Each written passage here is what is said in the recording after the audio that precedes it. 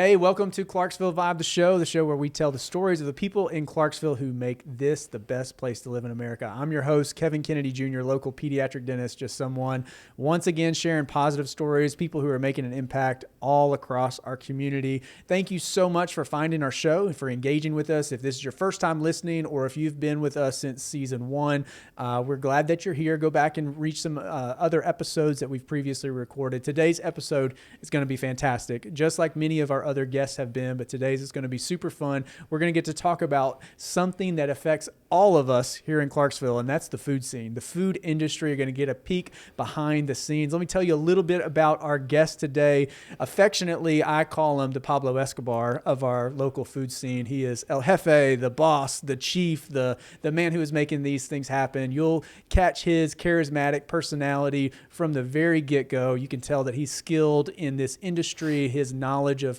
how things work, and really we're going to get to hear about how he helps our local restaurants, our businesses thrive in this local Clarksville community. He's a Clarksville native. He's been around a while. We're going to get to all the ins and outs of his story. And of course, he is married to someone far greater than he. I don't know how he pulled that off. He's an incredible salesman if he pulled that off, but he's Grant Doughman. Isn't he's that here for the us. truth? Thank you. Thanks, Kevin. I appreciate that. That's the truth. Just to let the whole world know, you did 10 years of sales just to get the skills and the experience to somehow sell yourself. I worked my entire life to build up to get to marry Christy, and it's an honor. She's a blast. So Yeah, I'm very absolutely. thankful and fortunate. 100%. Well, so you are a salesman for Performance Food Group. Yes, now, sir.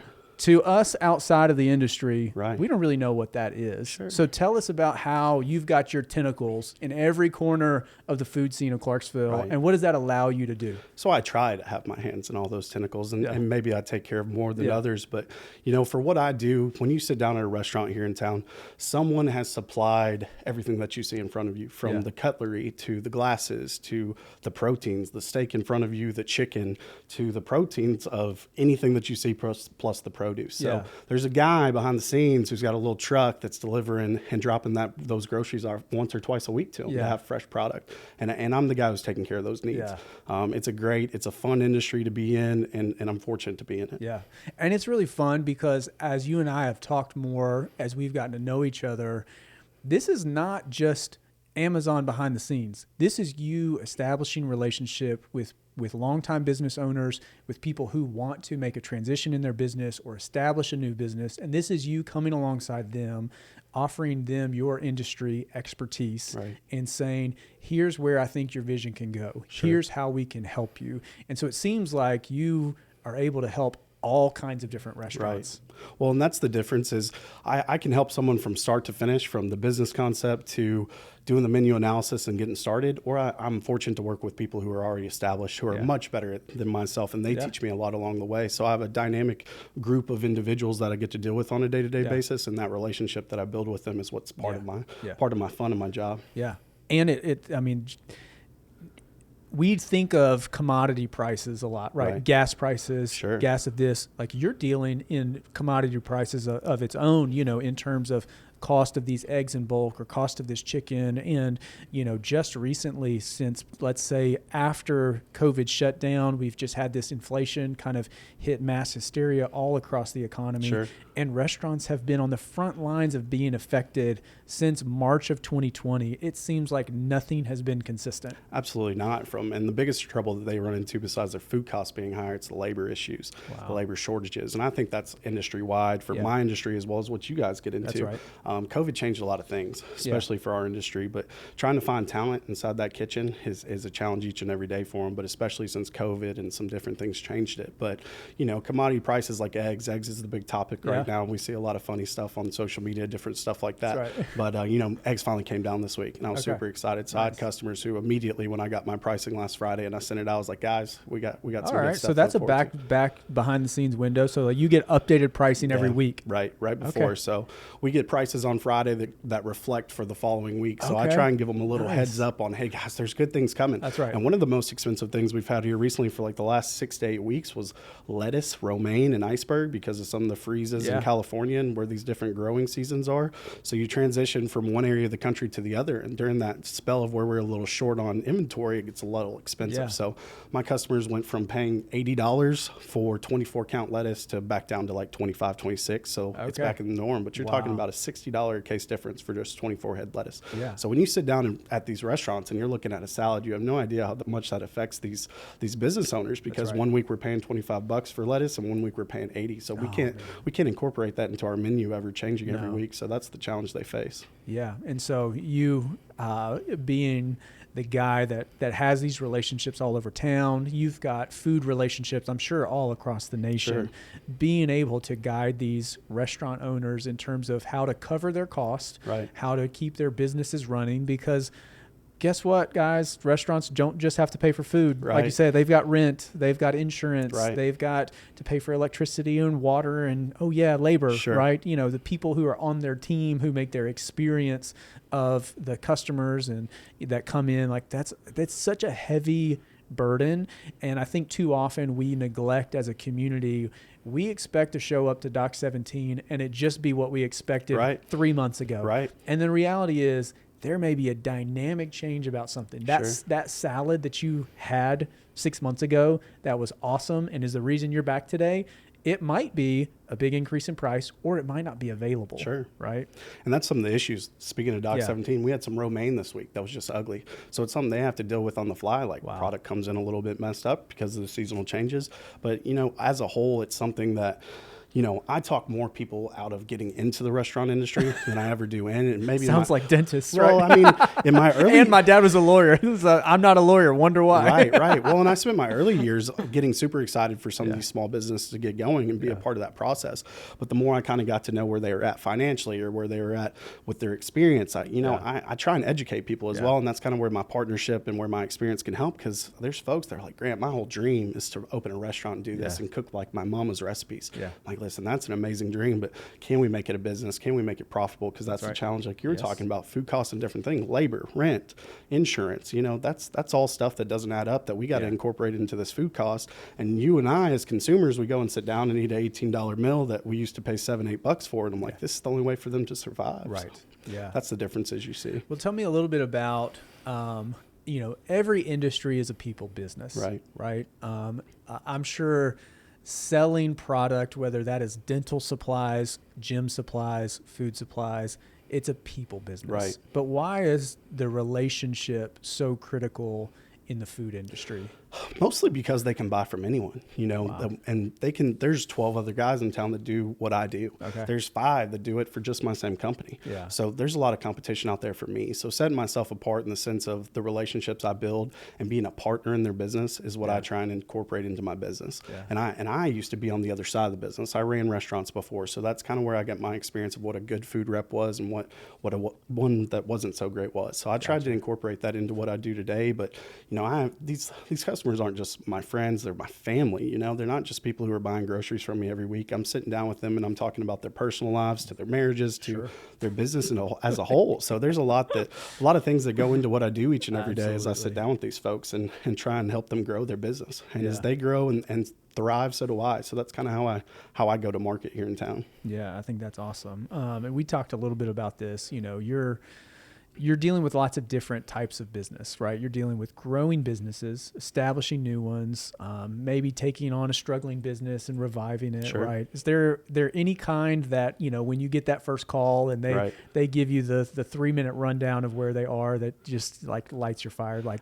this is going to be awesome? Right, absolutely. So, I mean, it's fun to deal with the folks who've been around for 10 or 15 years, but they're kind of stuck in their own ways, which is a good thing because we've been successful doing that. But when I have someone like a food truck who calls me yesterday that wants a first order for something and they are brand new to the market, and the food scene in the food truck industry in this town is not as big as some in other areas. So they're trying to grow that. But a food truck owner that really just wants to get into it, but they're not going to have all that overhead of labor and rent. So that's kind of where it's nice, where they can get into it, but they have to just pay for that, you know, pay that lease on that truck. So when someone calls me like that with no experience and they're like, hey, I'm ready to open up a food truck and do Phillies, or I'm going to do some pizza or different things like that, that gets me excited because it brings me back to like my roots of, all right, let's get these folks going, let's educate them, and let's see where we can go with it. Yeah. I'm sure it gives you opportunity too to see what their long-term vision is, because we've had You know this very well. We've had several, I think, food truck to brick and mortar success stories. Absolutely. So have you been involved in those? I have. I've been fortunate. During COVID, we had a lot of time to sit around and play on social media. And I was working from home. We couldn't go see people in person, but my businesses were still open. So as I'm sitting on the couch and, I start to experience some stuff, Clarksville surrounding food scene is a big Facebook page out there that kind of I'm pretty entwined into. And places like the Dream Wings of the world, the Camachos, who you've had Andrew on here before. Andrew was a success story right out of his house during COVID, just trying to make some extra money. You heard his story here first, and that's somebody who we helped. And I was like, man, I reached out to him. I was like, when you're ready, if you got quite a following, just reach out to me. I'd love to help you. Yeah. So from that, helping him as well as Dream Wings. Dream Wings relocated to Tiny Town, but was in Sango, and that's the challenges too. Started off in Sango, didn't go as well as he planned, and then found another opportunity over there. But with those guys, I got to sit down with them literally in their kitchens, watch from their in-home businesses, which is a little different topic of its own, working from home and doing some different things, but got to sit down and be the beginning of the project to helping them go and find it, to help them negotiate leases with the landlords of the buildings. So it's a lot of fun to be on the forefront of it. And what big decisions, right? Negotiating, selecting a location and negotiating the lease with a potential landlord is such a big, that's a relationship. Absolutely. And those can make or break you as a restaurant. Someone knowing where you're located, seeing drive-by traffic, things like that, depending on what you're doing.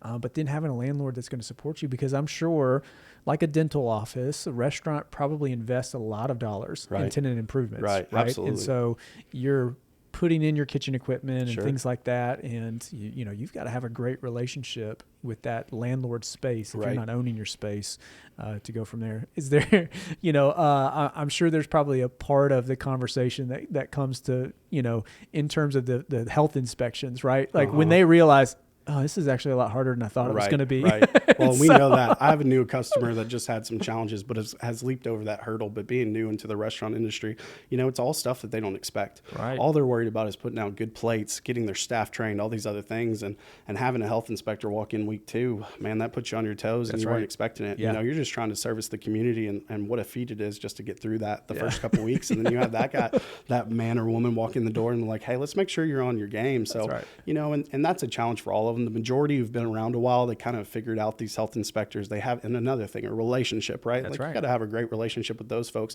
And what I think is great about the health inspection side of it, in years past, 10 years ago, those guys could come in and give you any score and it wouldn't reflect on themselves. Now, when they give you a score, that's a reflection of them, and they get judged by their superiors on how's my market doing? How is my customers who I take care of, how are their health scores? Because am I doing a good enough job educate them on the health and safety of a clean kitchen? So that's something that's new. So they're held accountable, and that helps a lot because they start educating instead of just punishing for different things. Yes. So that's a big hurdle to come over. Absolutely. My sister-in-law, who's in we'll just say she's in a region that I'm not going to name. So, she's in Tennessee somewhere. She's a GM of a restaurant here in Tennessee. And she's told me before some stories about how, we were on family vacation or whatever, and she's like, oh, this food inspector came in, and it was this person. And it's like they all have their own unique dynamics to it. They're all just doing their job, doing the best they can, serving the people of the state of Tennessee to make sure that we've got quality access to healthy food. Right. They're just doing it.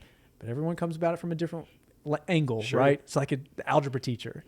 Some of them give you lots of homework, and some of them are great teachers, and some of them just fly you right through. That's right. And so I'm sure for those who are not as savvy or experienced in the restaurant world, getting into those first 1 or 2 inspections is a big hurdle to get over sometimes. Absolutely. That's awesome.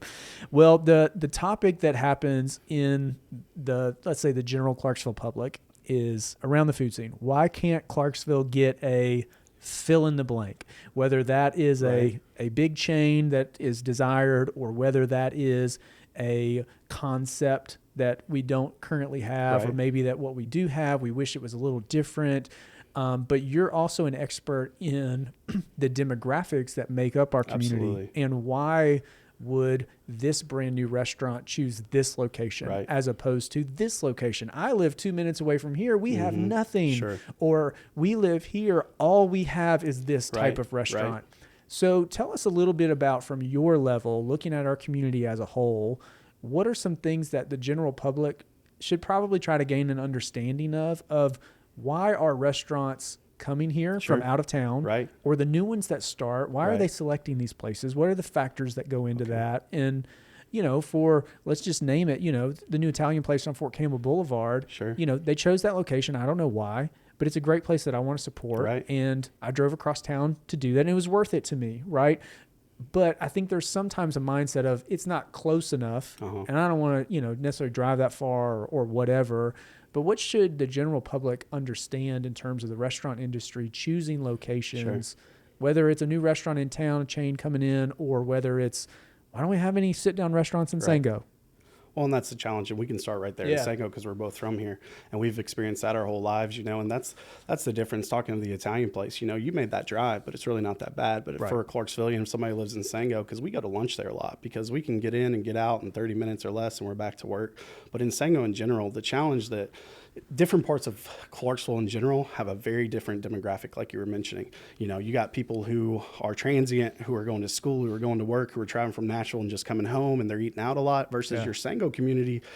We are more homebodies. We're back at our house taking care of our kids, doing homework and feeding them dinner by 6. So that's the challenge that you run into in Sango. And like you would say, from your perspective and what you hear from your restaurants, the numbers support that. Absolutely. And that's the hard part. That's why you see Wilma Rudolph just blown up with the franchise business. And I don't take care of franchises. My company as a whole does, but my day-to-day business is independently owned mom and pop restaurants. And so you'll see that. And it's all about rooftops. Rooftops is what matters. Per capita income matters. So you look at Sango, as the rooftops start growing, the per capita income is fantastic in this market, but we don't have very many choices or options over here. But the big thing that you see is Madison Street, exit 11 is a ghost town at 6 p.m. And that's because we're all home. Now, if you look at Wilma Rudolph, you look at Fort Campbell Boulevard, those places stay rocking and rolling until 9 p.m. So you have more people that are driving by that are servicing these places. Another thing is cost of rent in Sango. That's very expensive. And I think that's the biggest conversation that I have, because the other demographics, the other markets in Clarksville, from your New Providence to Wilma to anything else, those places are pretty saturated. And that's because the people are there. You come out to Sango, and I have a ton of friends that are like, Grant, why are we not getting anything? And I promise you, I've steered customers here.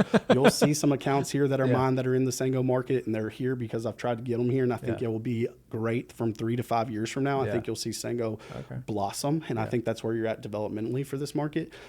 But I have so many friends that are just so frustrated because we have a few choices here. But when you talk about rent being double here as it is on Fort Campbell Boulevard, that makes a big difference in where we choose to put a location. Casa di Italian, the big factor about that is Sakura was a restaurant that was already there. You already have a grease trap. You already have all the infrastructure of a restaurant. You come here and you just buy part of a unit of a strip center. There's no grease trap. Are we going to have to spend $50,000 to $60,000 on a grease trap just to get this place right? So it's 50? Yeah, it could be. Like 50? After you start digging up a lot of concrete because you weren't ready on the front end, which is why you want to get with builders. B.R. Miller's great with a lot of his projects, and that's who we work with a lot. And those guys are already prepping it, ready to go. But you're talking about a huge expense just to put a grease trap in just to be able to do a restaurant. Now we're having to go in and do electricity and vented hoods for our fryers and every other system that now has got to be vented all the way to the roof. So the cost of those things just to start up a restaurant, which is one of the biggest hurdles for all my new accounts that are smaller businesses, is the upfront cost to get going that they didn't put into that business. It does not include food. Right. That was before they ever bought groceries. Wow. This was just to get rocking and rolling. So that's the challenges they face as a new business, is they had no idea what it was going to cost to do a build out, stuff like that. And I have some customers that do their own, and it saves them a lot, but they're still invested so much on the front end. So it's hard. By the time they're ready to order groceries, they're like, well, let's see if we can get there. And I was like, that's the most important key, right? So that's the challenge. Yeah, because if your food is not that's the product, right? I mean, that's. And unfortunately, we probably judge our newer restaurants way too heavily in their first 6 months. Social media ruined the restaurant world for that sense, because we all think that we're food critics. Yeah. And we all are. We all want to get on there and blast it on social media and do a review. And I think it's great. I think it makes it more challenging for the operators themselves inside these restaurants, but I also think that it makes it exciting for these folks to learn about the new Italian place. And we talk about that because they're the newest one in town, which is probably why we'll mention them more and often. But those guys are rocking and rolling and growing, and like you said, you went over there to try it out, but just the new experience of what's coming to town that gets people excited, so they want to discuss their experience. But they're tough. People are tough critics. It's tough, and I feel like everyone's coming from it from a different perspective. And the conversation that we had about the Italian place was, what is it? You know, what is this restaurant intended to serve? Right. What is the price point? What's the location? And how does it match those criteria? Sure. We can't really compare Dock 17 to Johnny's to Peabody's. Right. They're different Absolutely. niches, right? And Sure. so, you know, what my takeaway from the Italian place was, it is very, very good. Right. At the price point that they're selling their food, Sure. right? The quality is very high. Right. There's probably some things that maybe I wish were a little bit different. Sure. But that would have come with an increased price Right, point. absolutely. Right. It just Yeah. is what it is. Right. You know, when you're looking at Dock 17, look at how incredible this Yeah. space is. They do It's some great always stuff. super clean. Right. Their staff is always super Right. friendly.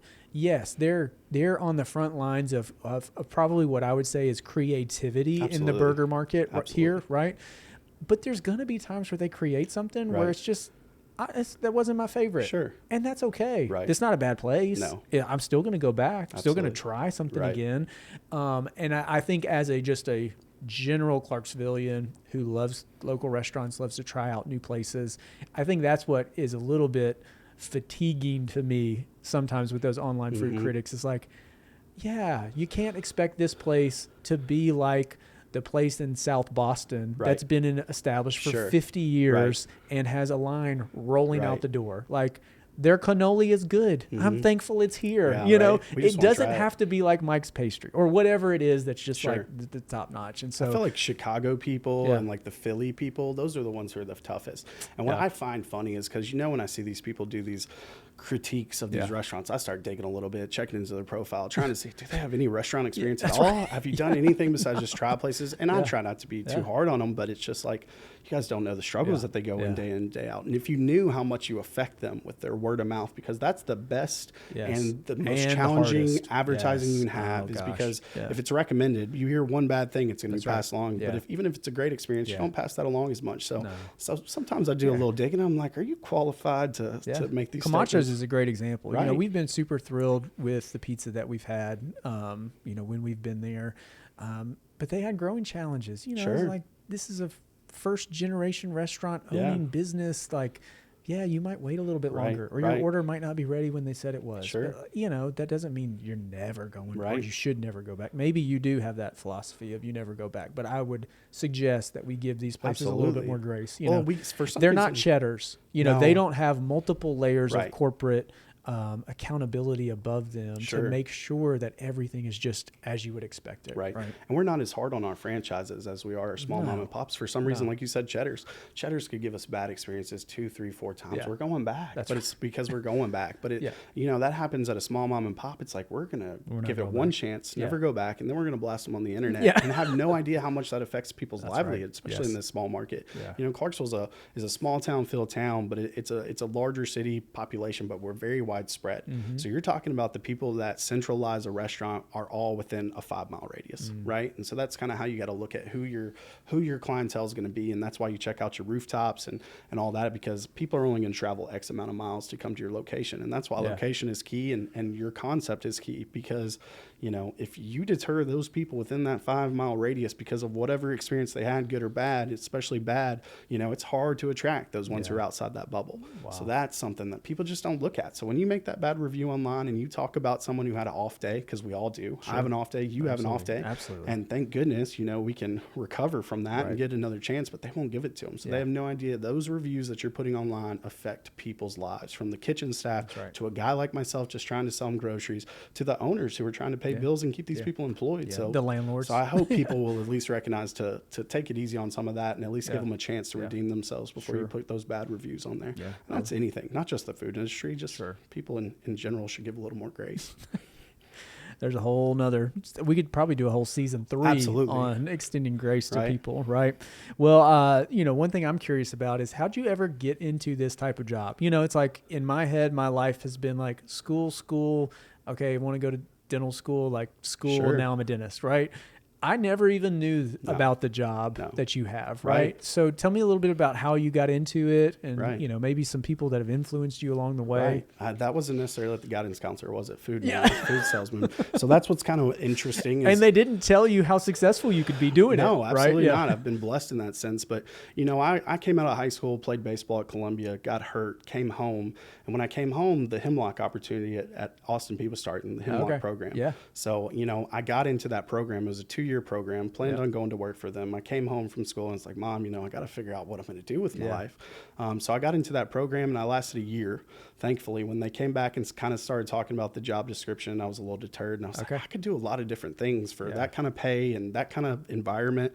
So, you know, I made the switch then to the business management side. About at that same time, and while I was going to Austin Peay, I started working the chopping block, which has been the good old chopping block. So that's been the biggest influence there. I worked there 5 years through college, you know, started washing dishes, cleaning toilets, doing all the things that just learning the industry as a whole. And Beverly Bridges, who was the owner at the time, kind of took me under her wing. Her son was a good friend of mine, and she kind of taught me the basics. I worked for her husband prior to that. I was pouring concrete in the summertime. The story goes, you know, it's like July, and we're pouring at Play It Again Sports, and I'm doing concrete, and it's 100 degrees. And Mr. Gary gets a call from Beverly and says, hey, I need someone to come help catch us up on dishes because somebody called out and she needed some help. And Mr. Gary looked at me. The family business. Right. Well, and Mr. Gary looks at me, Grant, do you want to go help? And I'm like, well, he's like, there's an AC. Yeah. I said, yes, sir. He was like, she'll pay you the same per hour. You can jump in there. That's right. I went in there and I washed a bunch of dishes, got caught up. You know, I'm not sweating not sweating. Well, I had like passed out 2 days prior at the same place. It was horrible, but I like learned my lesson. I'm like, hey, I'm okay with going inside. So by the end of the day, I caught her up and she's like, would you like a job? I'm like, yeah, that sounds great. So I worked for her. I don't have to pour concrete. Yeah, absolutely. It was tough. I got a lot more respect for blue collar workers after that.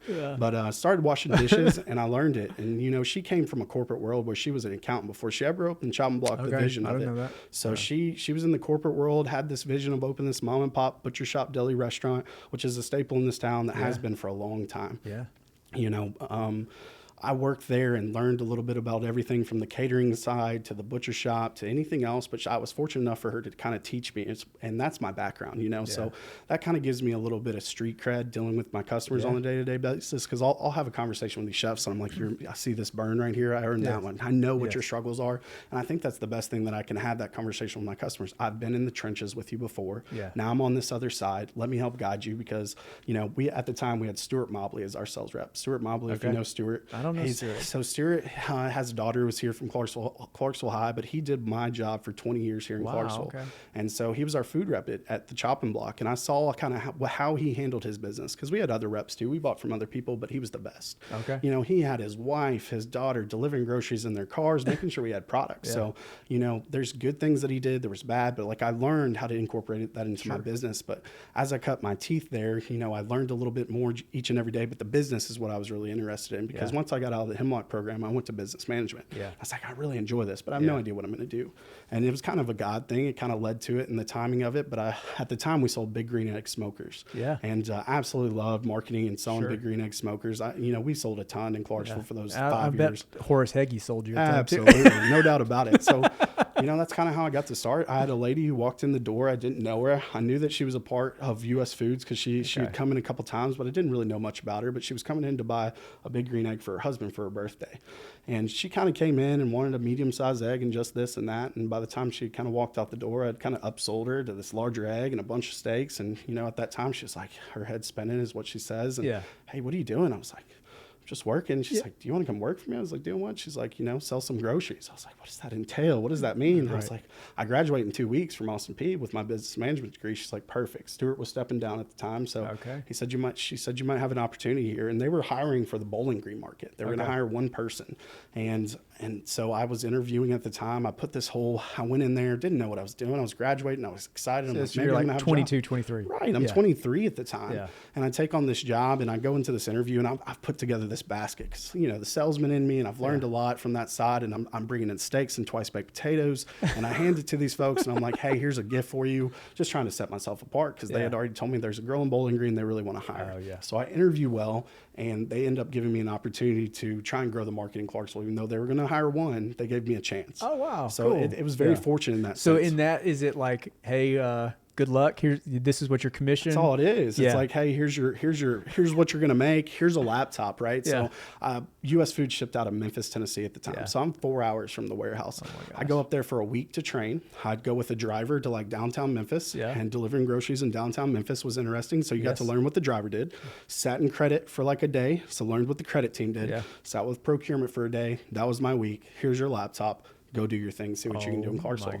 My boss at the time lived in like Hopkinsville, but rarely came to see me. And I remember being on my probationary period, and she was like, I just don't think you're going to make it here. And I'm like, I've opened 4 accounts in 3 months. I thought I was doing great, right?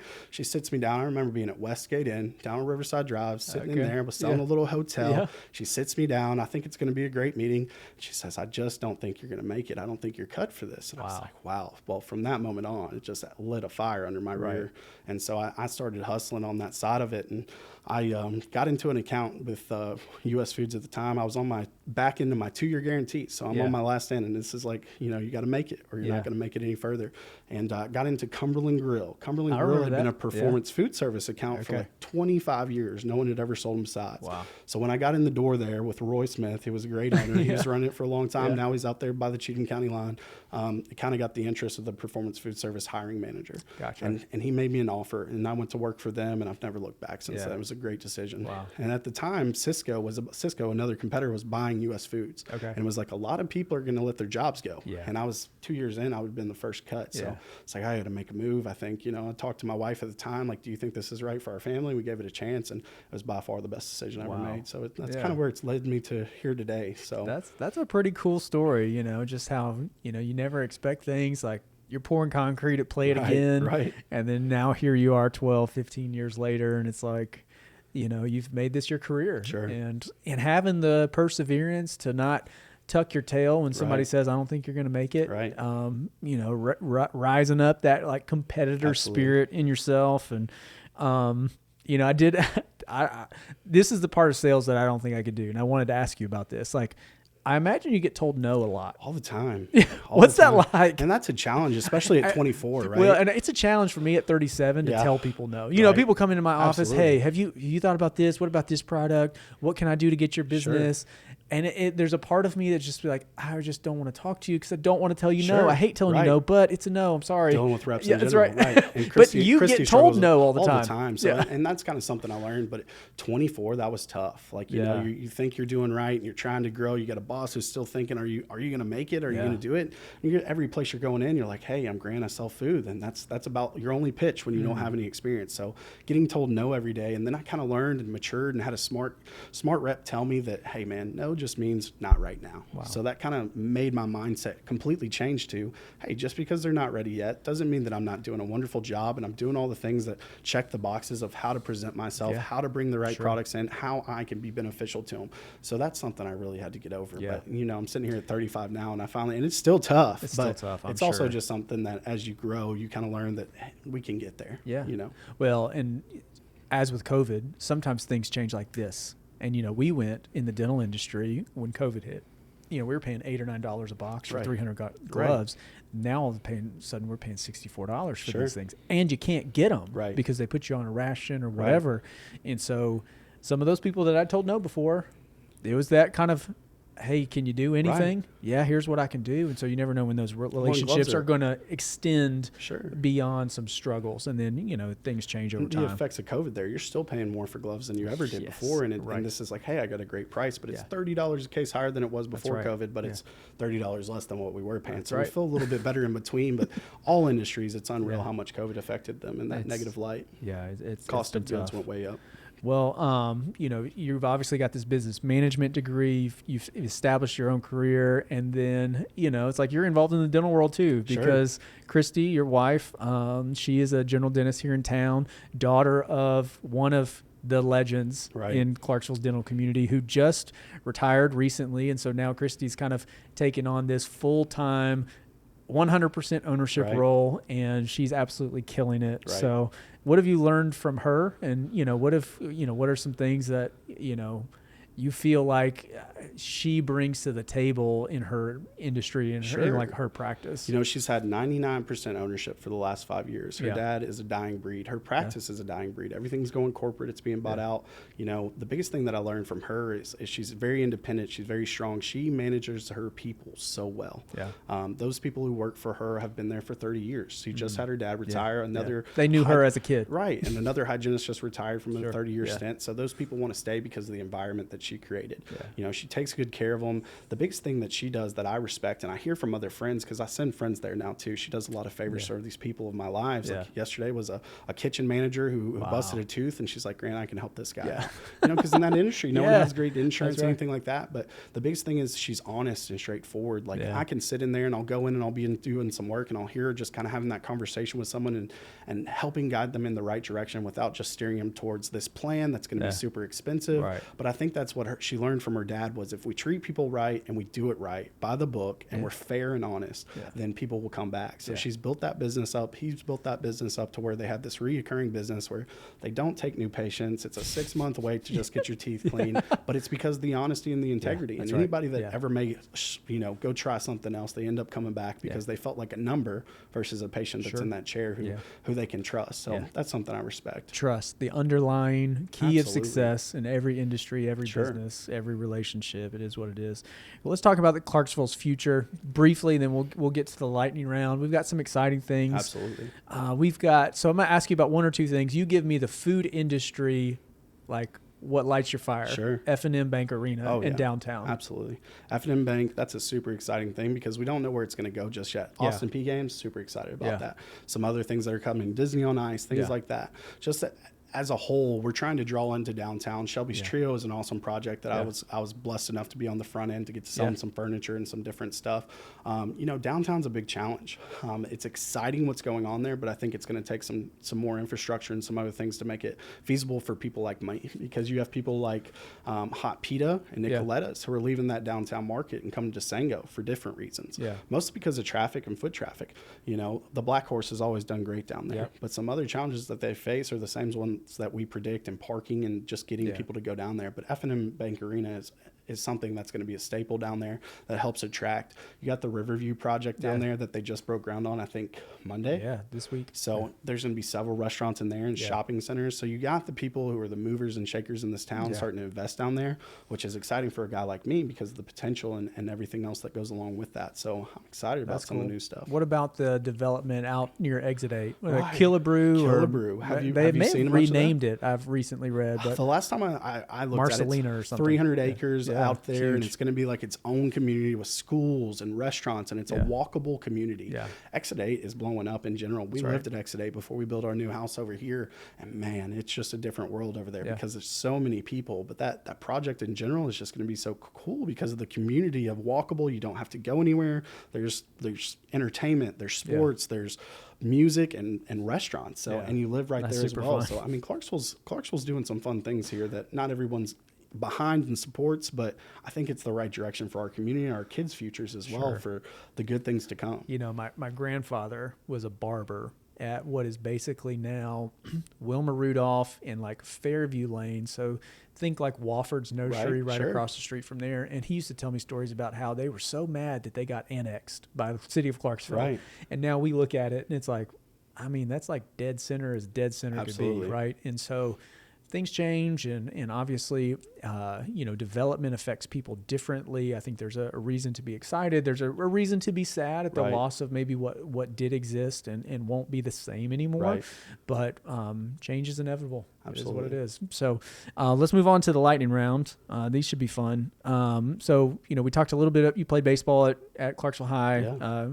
You said you never beat Rossview, and that was only after I left. Beat Rossview? No, you never lost to Rossview. But I think you got a victory your senior year. Yeah, I got a victory. I went to varsity after you graduated. We never lost another game. Man, that was a big rivalry back in the day. It still is, I think. We're working on it. I don't think it's as intense as it used to be. But you had some great players that played in your few years in high school there. Oh my goodness. So including the players you played with and the players you played against. Like, who was someone that you did not want to face on the mound. On the mound, like when I was pitching to them, man, there were several, but most of them were in my own lineup. Pitching in inter squad games to the Matt Hammakers of the world and the Cody Heggies of the world. Those guys were some of the most intense. So that made going to pitch against other teams a little bit easier because the bats that were in our lineup were unreal. So honestly, I didn't ever fear anybody coming to the plate because I'd already faced the best in town. That's right. So I was fortunate in that aspect. Just pitching against those guys was a challenge. So probably a senior when you were a freshman. Jake Lane. That would. So I played center field, right? You know, and it's like you've got that mental exercise of like, how many steps do I take back on this kid? Right. You know? Absolutely. But I remember having that thought, and he went on to play at Austin Peay. And I think he played a little bit professionally. Right. That dude was you were going to play on the warning track and run in quick because that was your best option. But then you go, if he hits anything over my head, it's gone anyway. So we better try and creep in a little bit. All right. You love to hunt. What is your most anticipated hunt, season, or trip as the new year turns every year? Like, I can't wait till we get to do this year. So my October trip to Wisconsin with my dad to grouse hunt. With your dad? Yeah, by far the most exciting, the best hunt of the year. Nice. You know, my parents have been doing that. My grandfather and dad have been doing that for the last 50 years. So to go walk trails that my grandfather did, who passed years back, but to walk the same trails that he did with a bird dog in front of me with friends and my dad is something very special. Yeah, that's really cool. So Christy, your wife, is a master of karaoke. Absolutely. Do you have a go-to duet if she's pulling you out on the floor? We may have to work on that, but no, we haven't. We have some fun dental parties, but that may have to be on our thing. We both have our own What's go-tos. our song? Yeah. Right. So I'm going to work on that one. Nice. And this one's kind of tough. Who's somebody that you grew up with, you know, elementary, middle, high school, anytime during that period, and you look at their life and career now, and you're just extremely happy for them and proud of them of what they've accomplished? And my sister is probably one of those, Jenna Doughman. She's married to my brother-in-law, Tyler Foreman, who's another guy I should mention. He's worked for Budweiser for the last 10 years. Wow. He started his career at Budweiser the same time as I started in the food industry. So we're kind of a 1-2 punch in the sense of he's taking care of the beer and the drinks, and I'm taking care of the food. So that helps my business quite a bit. But my sister, I'm really proud of her. She was a national champion at Western Kentucky on the dance team. So that's kind of where our competitive nature comes from. And now she's a partner in a law firm downtown called Mathis, Bates & Klinghardt. But watching her develop and grow through the things she's been through, she's somebody who I always enjoyed watching grow. Awesome. You know, it's your family, but it's cool to see. And she's earned it. That's not in vain. She's good at what she does. And as you know, being an attorney is a tough challenge. It's got great things as well as a challenge each and every That's day. why I'm not one. Right? Exactly. But you know all about it. So yeah. Well, hey, thank you for making it to the end of this episode. This episode with Grant has just been packed with info. I hope you got a little bit of insight behind the scenes of what the restaurant industry in Clarksville is like, what their challenges are, what are some of the obstacles that they have to overcome just to get us in the door so we can make that order of some of our favorite dishes and entrees all around the community. It sounds like we've got lots of exciting things that we're looking forward to, challenges to overcome, but certainly things that are going to make our life very, very fun and exciting here in our local Clarksville community for many years to come. Hey, before you exit out of this episode, hit share, send it to a friend, send it to a buddy. If you heard their name mentioned, send it to them. Tell them Grant was talking great about them.